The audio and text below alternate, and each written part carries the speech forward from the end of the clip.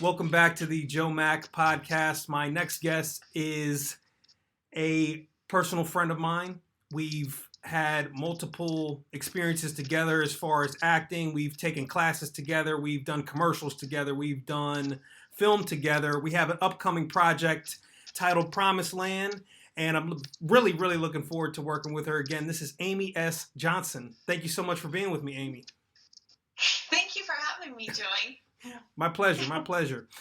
Where should we start? First off, the place I want to start at is congratulations. You just got signed to Jaeger Talent Agency up in Los Angeles. Is that correct?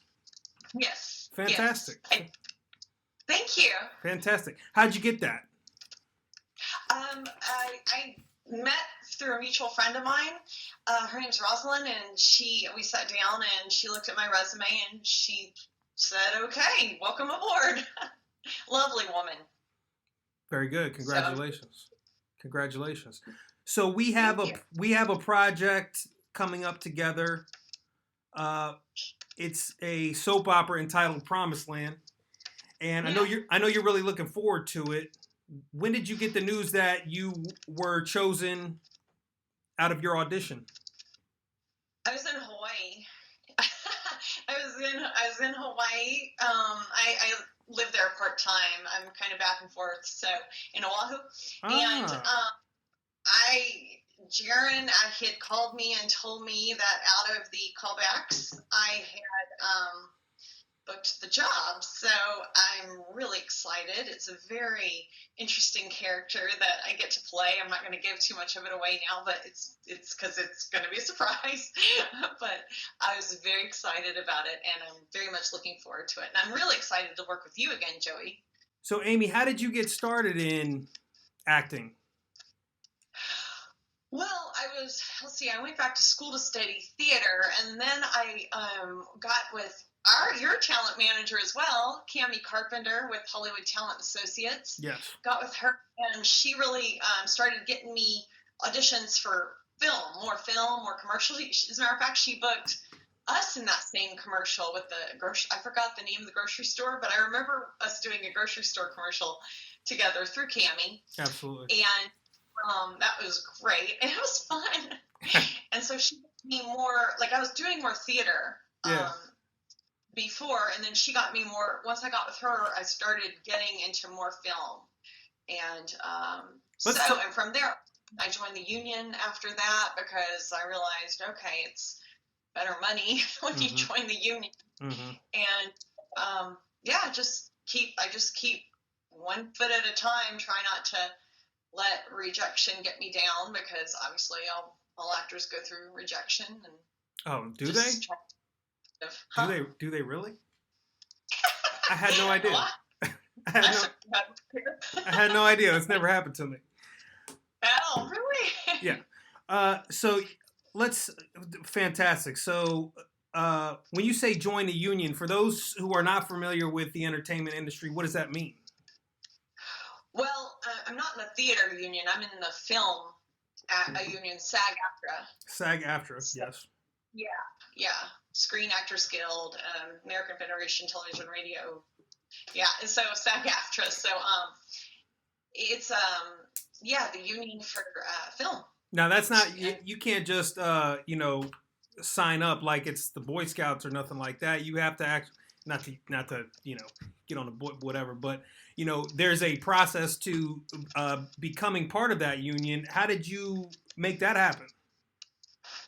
Well, I was very grateful to be cast in Lisa's World, and that's starring Louise Latham. Lovely woman. It was directed also by Tom Logan, who's going to be directing Promised Land as well. He's in the Directors Guild, Tom Logan.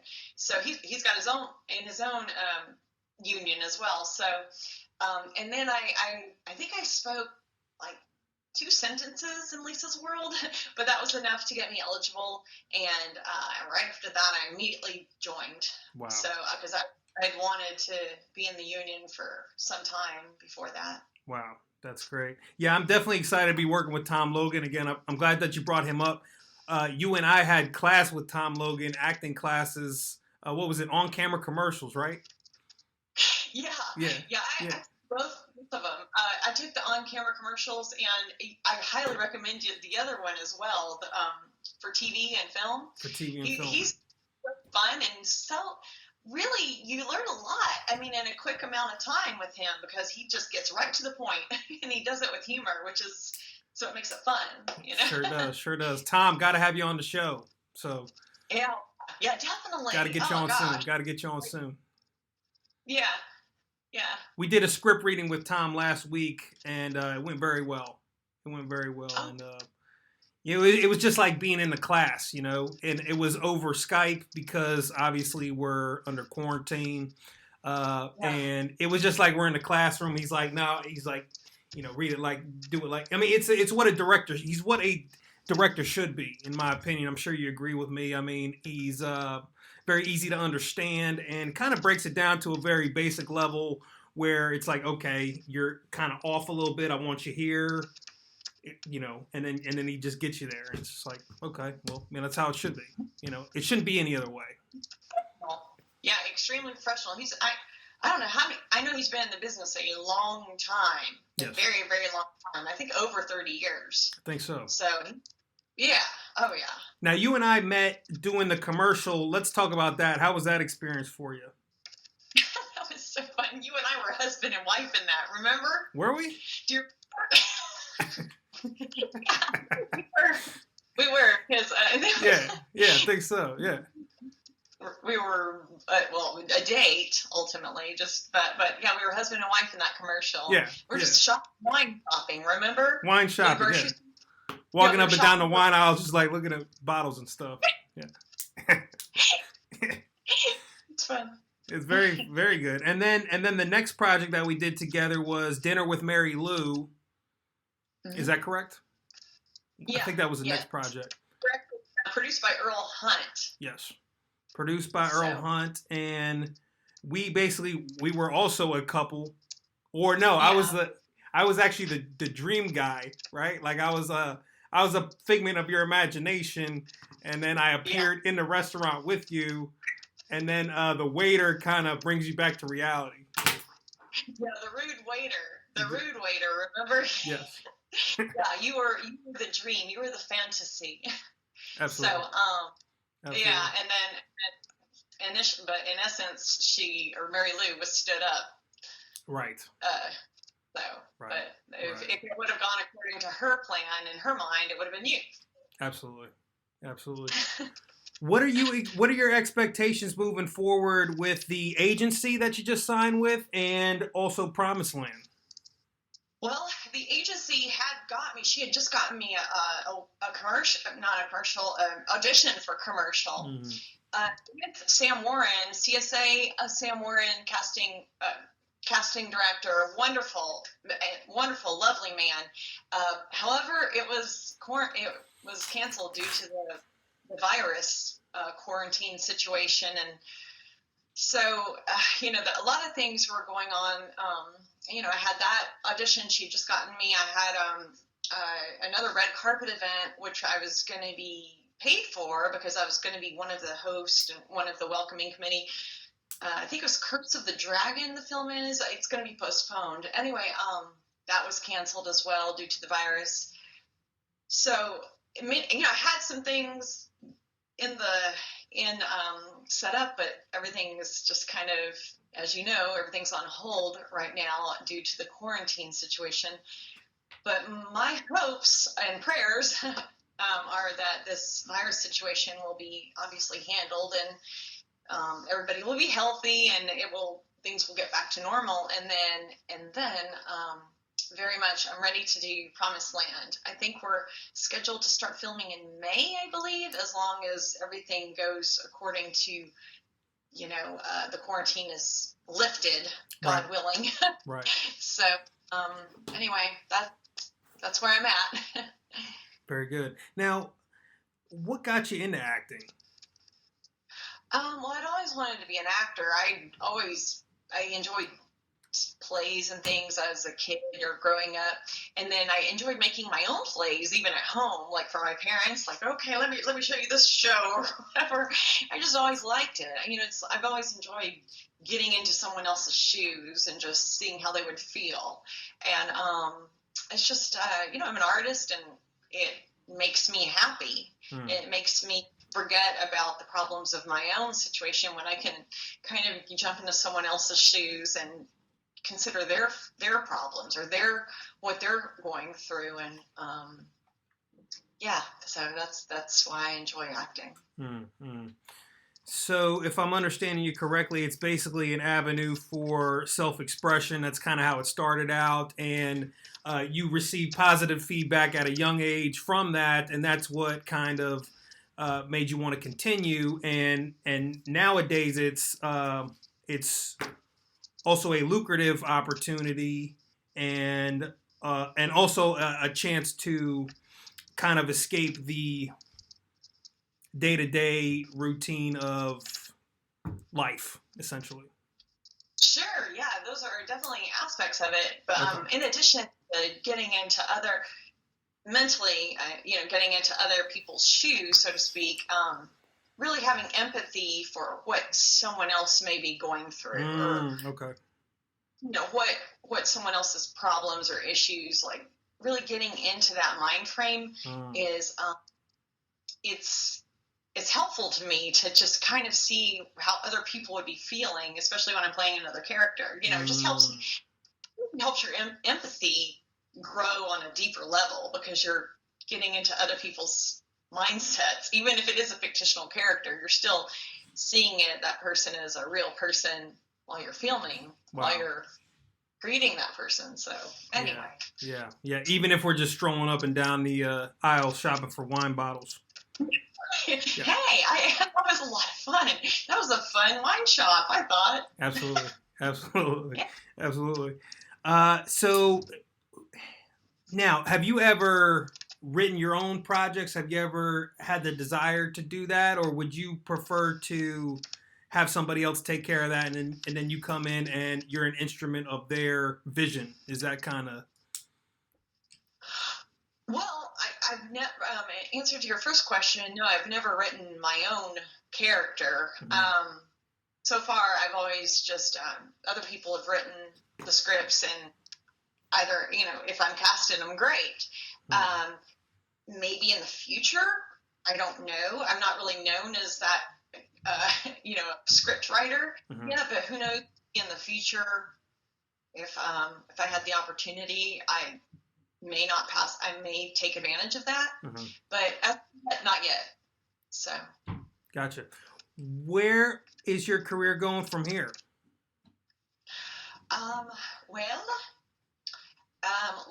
Promised Land is number one. I really, I believe in this project because I've read the script. I know the writer. He's my adopted little brother, right? He's wonderful. And I believe in it, so I'm really looking forward to it. I think that we're going to do a full season, so that's pretty much going to be a full-time job for, at least a year or half a year anyway. Other than that, once the quarantine is over, I'm going to get back in touch with my agent, and hopefully she's going to start submitting again, because, LA's shut down as well, and they're having more issues with the virus than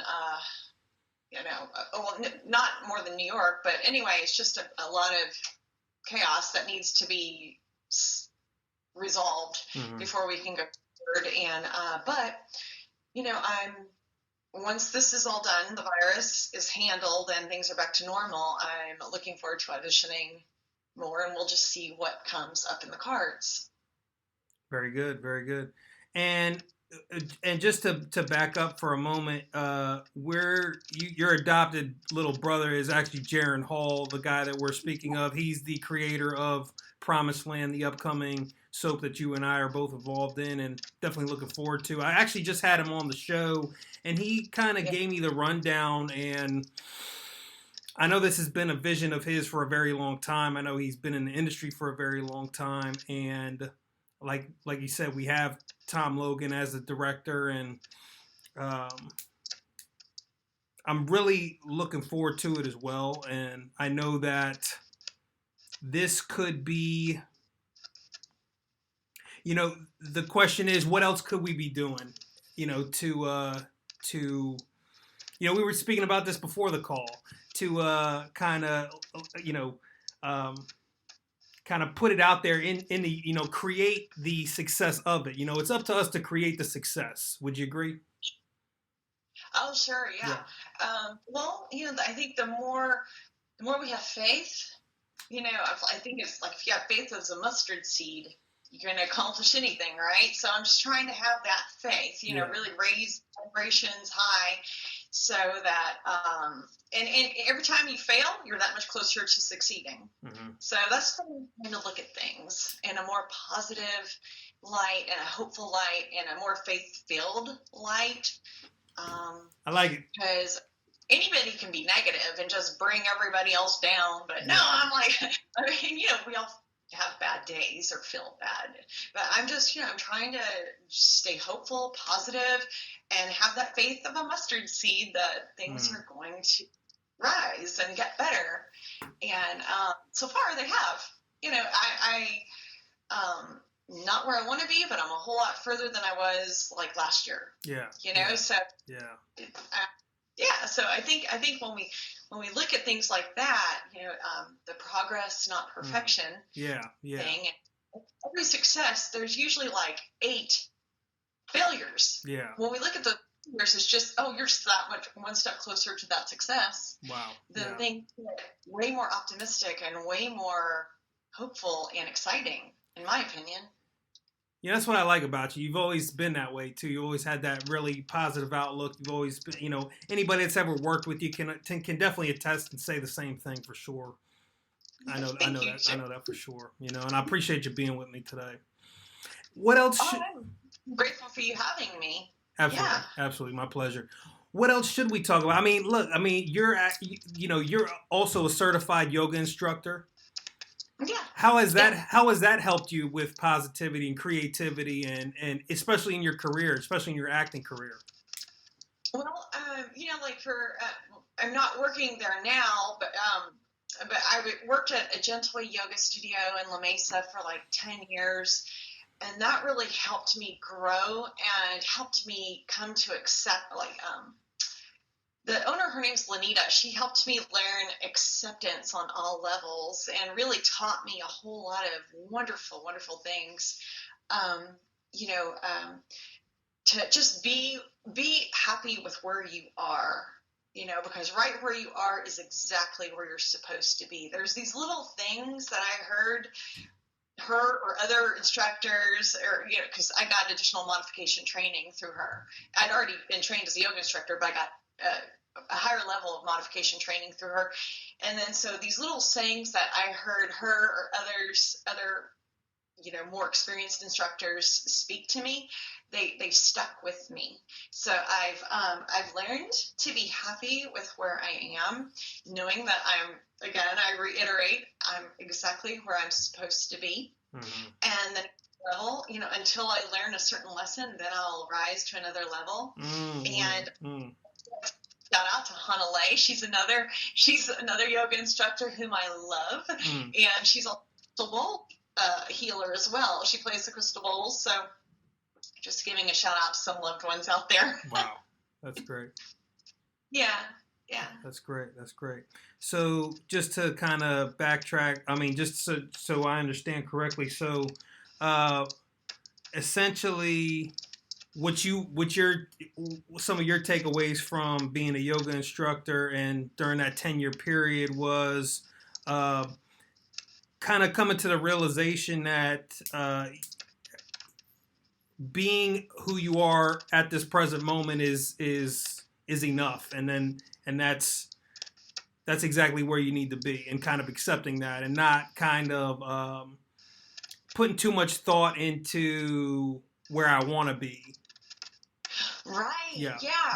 Exactly. Because we all get dissatisfied with where we are at certain times of our lives and where we think we should be. Yeah.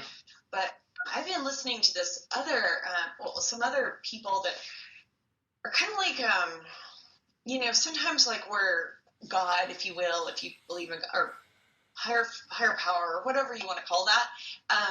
Sometimes will lead us through like what is called dark nights of the soul, where we're going through certain things, but actually it's our ego shedding itself of this heaviness, of this stuff that we've been carrying around, so that we can actually be lighter and actually more able to walk in God's will, if you will, or whatever you call that higher power. So for, different for everybody. I'm not trying to, but anyway, that's where, so whenever I go through dark depression or complicated situations like that, I'm just trying to realize, okay, that's just some more heaviness of the ego, that I'm just trying some more garbage that needs to be let go of. Deep breathing, go back to that yoga, deep breathing, just give yourself that time to relax and just do nothing. And usually it's brighter the next day, or sometimes dark nights of the soul can go on for like a year or more. Wow. I've had those as well, but there's always brightness at the end of however long that dark night of the soul will be. Wow. And there's always a whole other level of knowledge or spiritual, knowledge, or just more understanding of where, more perspective, if you will. You have a whole nother level of forgiveness, because sometimes sometimes we can hold on to stuff, like when people hurt us, but then sometimes when you get through that whole, like, for instance, I went through about a year of stuff happened, and then I went through a whole nother level of healing, and I hope you're going to edit some of this, because I'm stumbling a little bit. This is really good. No, this is good. This is good. Then I keep growing and growing, and then I look from a different perspective, a higher perspective, and then I'm seeing, oh, okay, yeah. Now I kind of see, it doesn't excuse the way they treated me or what have you, but I can see that, okay, they were a wounded, frightened child in an adult body, and they chose to, emotionally abuse me, if you will, and that it was out of fear. Wow. Some kind of fear. They felt threatened by me in some way, so they attacked me in an emotional, verbal way. And so now I can think, okay, yeah, that wounded child who has never healed, I can look at them now from this perspective up here, and I can forgive them, even though it can take me, time. But that's when you keep growing and growing and growing and growing, and going through these dark nights of the soul and shedding these old things and shedding this old pain. And then you're like, okay, yeah, now I'm above that. I can kind of see their perspective, and as I said, don't excuse it. Definitely set healthy boundaries, but at the same time, I can forgive it and I can let it go, so I can be free and continue to rise. Wow. Because I hope that I'm all over the place, but that's kind of the way my brain works sometimes, I think that's really fantastic. I appreciate you sharing that with me. Sure. Yeah. I mean, higher perspective, understanding. I mean, these are things that we should be talking about, I feel like. Yeah, because we're all hurt. I mean, everybody has been bullied or people come at them, like jealous people or whatever, and will say, terrible things that kind of wound us. Yeah. For most artists, I mean, I know you're, and I'm sure you're very tough, but however, most artists are kind of sensitive in their soul. And so when people say these things, they're like an arrow through our hearts. Yes. And we're like, whoa. And so it takes time for me to, we're supposed to forgive. And and that's, but sometimes it takes time, because we're like, whoa, that just wounded me so deeply. It's like we can see them as that wounded child. It helps us grow, and I think it leads us to a whole higher level, higher path. Wow, absolutely. Yeah. Amy, thank you so much for sharing that. I mean, I think that especially within our industry of entertainment, especially film, TV, media in particular, we show up with the with a very high spirit, and we have the best intentions, and we want to make everybody a believer. We want to, because we're able to do that. We want to, but sometimes we kind of fall short of that.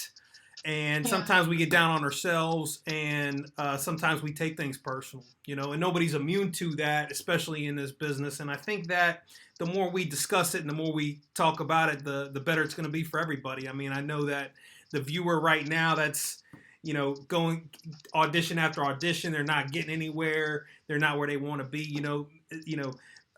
There's definitely somebody out there that needs to hear this message. So I want to thank you personally for bringing those things up. Sure, of course. Yeah. I want to thank you very much for having me again. I know I thanked you before, but I didn't. I feel like you're too, I'm really grateful for everybody that's been on the podcast so far. There's so many people in my personal life, in my vicinity, that are too talented. Their vision is too bright, not to be heard. We were talking about this before. It's like if a tree falls in the woods and nobody's there to hear it or see it, did it really happen? So I'm glad that we have an opportunity to kind of sit down and do this right now. Especially even, and we're not letting things like quarantine and things like that hold us back from really getting a positive message out there. Right, exactly. Yes. Exactly. It's going to be okay. Absolutely. Amy S. Johnson, is there anything else? Any last words, any parting thoughts for the viewer before we wrap this thing up? No, I just want to thank you again, Joey. And I just want to say hi to Chip, Amber, my nieces, Britton and Piper. And I want to thank you again, Joey, so much. Chip, Amber, who's the other two? Britton and Piper. Chip, Amber, Britton, and Piper. Hello. Yeah, Britton and Piper, my nieces. Oh, very good. Amy, thank you so much for joining me. Oh, thank you. God bless you, Joey. You're awesome. Thank you for having me. Oh, my pleasure.